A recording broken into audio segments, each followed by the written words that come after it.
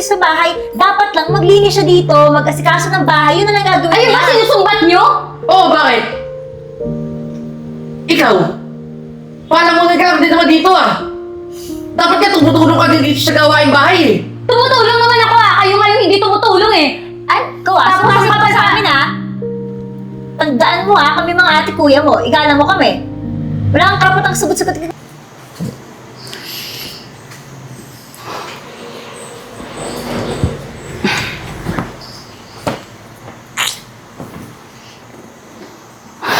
Mabilisan mo dyan may bisita mamaya. Tsaka ayun na nga lang ginagawa mo. Tatagal-tagal ka pa. Eh, pasensya na kayo kasi ang sakit talaga ng likod ko eh. Ano? Ang dami ko kasing labahan kahapon. Tinapos ko yung labas. Aray. Laba lang? Napagod ka na? Yan lang naman gagawin mo dito sa bahay Kaya nga, di ka na nga nakakatulong dito, pero wisyo ka pa. Baka gusto mong palayasin ka namin dito. Ginagawa ko naman yung lahat ng gawain dito sa bahay. Konting intindi lang sana kasi masakit na naman. Hindi naman ako robot eh. Ba't ka naman nagreklamo? Yan lang naman gagawin mo. Maglilinis ka na nga lang, di ba? Alam nyo ba yung gawaing bahay? Yun ang pinakamahirap. Tapos kayo kung makapag-utos pa, akala nyo naman hindi napapagod yung tao. Ano ka ba? Maglilinis ka lang naman. Kami naman nagtatrabaho Kami nga gumagastos dito sa bahay. Mas mahirap yun, mas nakakapagod. Alam ko naman yun. Kaya nga ginagawa ko na nga yung lahat eh. Lahat ng gawain dito sa bahay. Eh, yun na nga Huwag nyo naman sana akong madaliin. Tatapusin ko naman yan. Anong oras no? Parating na yung bisita natin. Ayoko mapahiya doon. Mara, ito na lang gagawin mo. Tsaka pagdating ng bisita doon ka lang sa taas. Oo nga. Baka mapahiya kami pag nakita yung itsura mo. Bihis ka naman maayos, parang nakakahiya. Bilisan mo na dyan!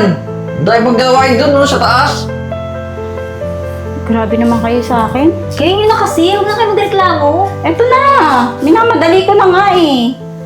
Tayo po sinasabi. Ano ba? Meron pa ba kayo pag-uutos? Ay, nalaglag. Ay, papulot ka po. Pulot to Titingin pa.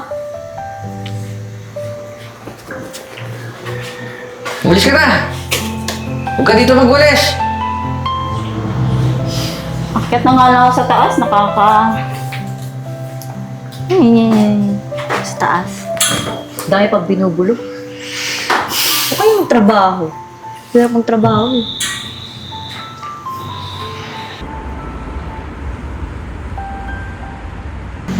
Ano gusto mong food na yan? Parang gusto ko ng pasta. Pasta. Ikaw, Sige, tita. order tayo ng pasta. Ba't ko yan? Hindi na-order. Bakit naman? Bantay lang dito. Bahawa ka ng bag ko. Orderin mo rin si tita? Orderin dalawa nga lang yung upuan. Bakit pakakainin? Hindi, okay lang naman ako, Maricar. Busog pa naman ako. Tsaka, ayoko naman ng pagkain dito eh. Diba? Maarte kasi yan Tsaka sanay naman yung ganyan. Yan mo Sure po kayo? Okay lang naman ako na magbabayad sa food ni tita. Sabi niya, di ba ayaw niya? Ayaw, huwag mo napansinin yan. Lunch na. Kailangan din kumain ni tita Ano Ang ka ba? selfish naman natin kung tayo lang kakain dito. Syempre, date natin to di ba? Ay nako, ako na talaga magbabayad. Please, orderan mo si tita. Makabakay lang yan. Busog naman yan lagi. Tsaka, for sure, kumain na yan sa bahay. Tsaka yung mga food dito mamahalin, di ba? Ka ba? Hindi ka deserve yun. Ba't yung mga pagkain, mga Naririnig mo ba yung sinasabi mo? bakit? I insist. Orderan mo si tita, please. Huwag na. Pao, nanay mo pa rin yan. Sige, ganito na lang. Kahit yung mga tusok-tusok na lang yung mamaya dyan, daan na lang natin, take out na yun. Okay lang sa'yo, di ba? Okay lang yun, di ba? Okay lang sa kanya. Okay lang. Wala naman. Saka ako bahala. Sure po talaga? Okay lang, Maricar. Okay lang ako. Gali mo talaga. Bakit? Sige na, order na nga tayo. Waiter!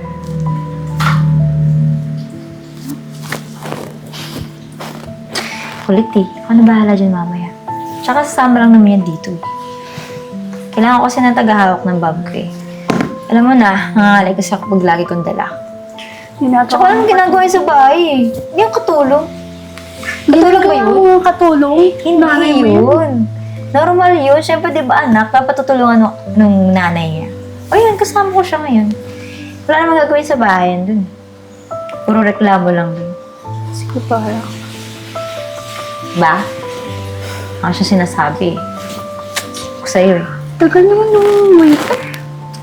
Saan mo wait? Tagal talaga ha. Okay lang yan. Ang maisipin yan.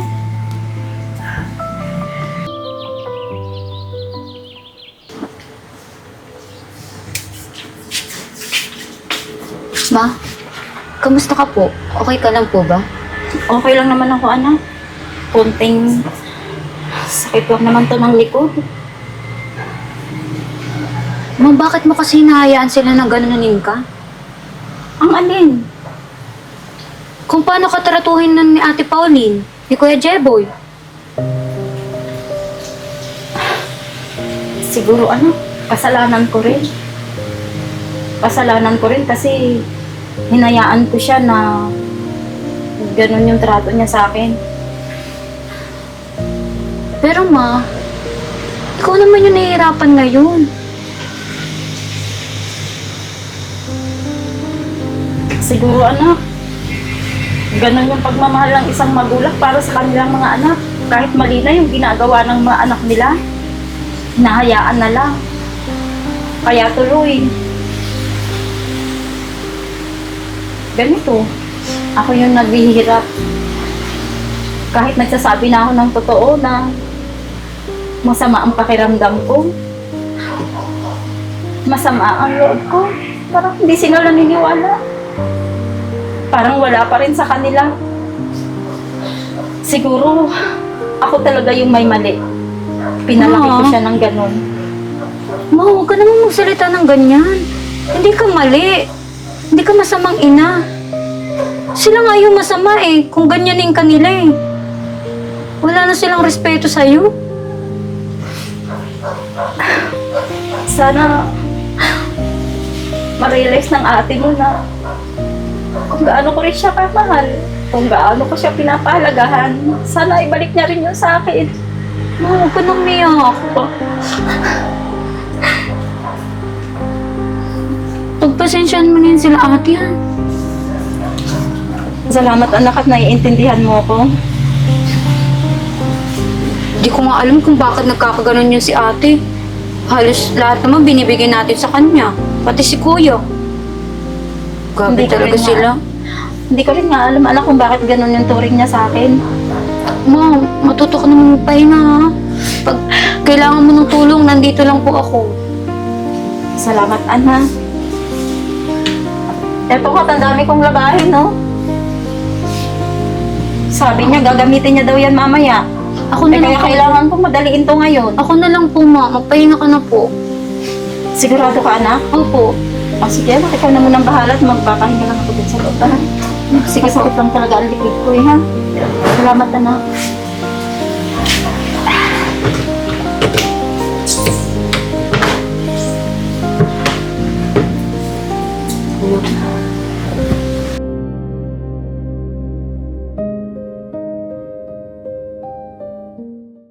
Ganda? Ate, pwede ba mag-hire tayo ng katulong? Katulong? Ba't tayo mag-hire ng katulong? Yan dyan naman si nanay.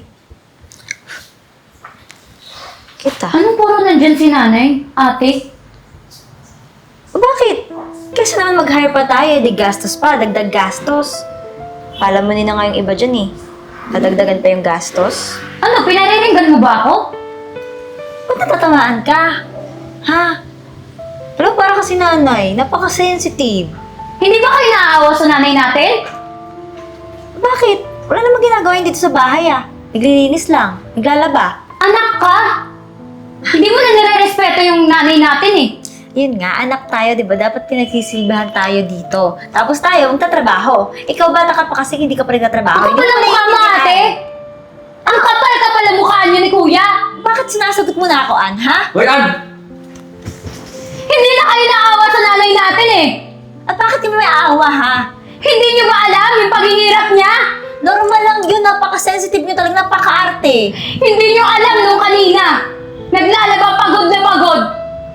Nag-iinarte lang yung nanay, masyado mo kasi pinapansin. Nag-iinarte yun? Sa tingin nyo? Oo! Hoy, Ann! Tumigil ka na, ha? Ikaw kuya, tumigil ka! Binibaby mo kasi si nanay, eh. Kaya nagpapalambing, eh. Anong binibaby? Ina natin yun, eh! Ginagawa ni nanay. Hindi siya nagkakaganon yun. Ba't mo ba kinakampihan yung nanay mo? Eh, siya yung tama, eh! Mga mali kayo! Anong tama? Eh kami gumagastos dito sa bahay, dapat lang maglinis siya dito, mag-asikaso ng bahay, yun na lang gagawin Ayun niya. ba sinusumbat nyo? Oo, bakit? Ikaw? Paano mo nagkaroon din naman dito, ah? Dapat ka tumutulong ka din dito sa gawaing bahay, eh. Tumutulong naman ako, ah! Kayo nga yung hindi tumutulong, eh! Ay, kawas, Tapos sumasama ka sa amin ha. Tandaan mo ha, kami mga ate kuya mo, igala mo kami. Wala kang karapatang sagot-sagot. Eh di kung respetuhin yung ina natin, eh di ire-respeto ko kayong dalawa! Yan, manang-mana kasi sa nanay mo. Sama ka ng sama doon. Yan po yung napapag-aaralan mo sa school? Ha? Mga wala kayong kwenta, buisit kayo! Ba? Bastos? Ano sinasabi niyo ng kinanay? Kaya nagkakaganyan yan. Mapapansin kasi kay nanay, eh. Kaya nagpapababy tuloy si nanay lagi, eh. Kasi paawa din naman kasi yung isang yun eh. Kala mo lagi inaalila, normal lang naman yun. Yun na nga lang gagawin niya dito. Reklamo pa. Teka lang, Pao. Kakausapin ko lang yun si Ann. Visit. Nasaan yung bag ko? Nandyan ba? Ma! Ano ba yan ate? Kalilinis ko lang! Nasaan yung bag ko? Nakita mo ba? Tanay mo, Mama! Ma! Nasaan na ba yun? Nasaan yung mama mo? Ngayon hanap-hanap ka! Kailangan yung bag ko. Paano ka alis? Pumunta pa akong trabaho. Tapos ito hindi. Hindi mo ba doon tinignan sa kwarto mo? Wala! Puro kang mama dyan! Wala nga siya doon eh. Ito hindi pa yan nilagpahan eh. Kailangan ko mamaya eh. Ano ba yan? Kasama ko doon oh. Bakit wala akong pagkain? Papasok na ako, eh. Asan na ba yung nanay mong yan? Asa si Mama? Buong oras na, oh. Ma! Wala! Inalisan na tayo. Mga ganyan kasi ugali nyo eh. Ano umalis? Baka sa Gagawin pa yun, wala. Hindi ko alam. Ano? Eh, paano to? Kailangan ko labahan to. Yung gamit ko, hindi ko alam kung saan... Ngayong may nawawala kayong gamit, kinakailangan yung ina natin. Eh, siya lang nakakaalam nun eh. Hey, Ann. Buwan ka nga. Nasaan si Mama? Alam mo kung nasaan yun. Kasi sa'yo lang magsasabi yun, eh. Ba't hindi nyo alamin? Kayo yung may kailangan, di ba? Ikaw yun dito eh. Sino ba bang hanapin namin? Ngayon, maayos ka magsalita. Ann, magsabi ka na lang ng totoo. Nasaan si Mama? Kailangan noon oh. Baka mamaya maliit pa ako. Importante yung meeting ko na yun oh. Eh di tanungin mo dun sa kaibigan mo. Malay mo alam niya, di ba? Kay Maricar? Oh. Nakailang Maricar siya? Oh. Bakit siya nandun? Sasama kasi ng ugali eh. Tara, punta natin. Kailangan ko pa eh.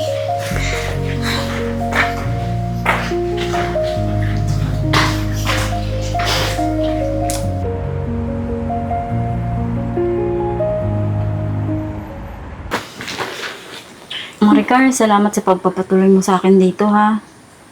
Gusto ko lang kasi munang magkaroon ng katahimikan kahit ilang oras lang o kaya kahit magdamag man lang. Walang anuman, Nay. Kilala ko naman yung kaibigan ko eh. Minsan talaga, napapasobra na rin sa mga sinasabi. And welcome kayo dito. Feel at home. Maraming salamat ha. Napakabuti mo talaga sa Walang akin. problem. Maricar! Pulin na tayo. Teka, Nay. Maricar! Saan ba si Mama? Hinahanap ba na kanina pa eh? Dito nga. Oh, Ma! Ma! Hindi po ko naglaba ng coat ko. Wow. Tsaka ng gamit ko, hindi mo nanda. Pao, bakit kailangan humantong sa ganito? Masyado nyo nang inaapi si nanay. Bakit? Ano ba nangyari? Pao, kilala kita. At napagsasabihan na rin kita, di ba? Lagi mo na lang inaalila yung nanay mo. Kaya yun, napagod, napuno. Iniisip ko lang naman, gano'n naman talaga yung gawain ng nanay eh. Kasi kaso. Ma, pasensya na po ah. Pasensya na po sa inasal namin ni Pao. Eh, hindi naman po namin alam na kung tayo sa ganito eh. Na lalayasin mo po kami. Anak, nagpapalipas lang naman ako ng sama ng loob. Pero hindi ko naman kayo iiwan. Ma, natakot kami eh. Hindi ko naman kayang iwan kayo. Tsaka ma, narealize pala namin na hindi namin kaya mabuhay pag wala ka. No, pasensya na po talaga. Sorry ma. Akala ko madali lang yung ginagawa niyo sa bahay. Basta stress din kasi sa trabaho eh.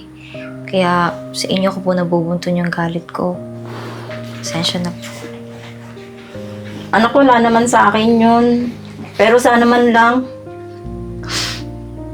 iparamdam nyo na mahalaga rin ako sa inyo. Iparamdam nyo na parte rin ako ng pamilya. Ginagawa ko naman ng lahat eh. Kahit nahihirapan na ako, kahit pagod, napagod na ako, kinakaya ko pa rin para sa inyo. Ma, huwag ka magkalala. Simula ngayon, tarato ka na po naming magulang. Opo ma, babawi po kami. Kayo mag-alala.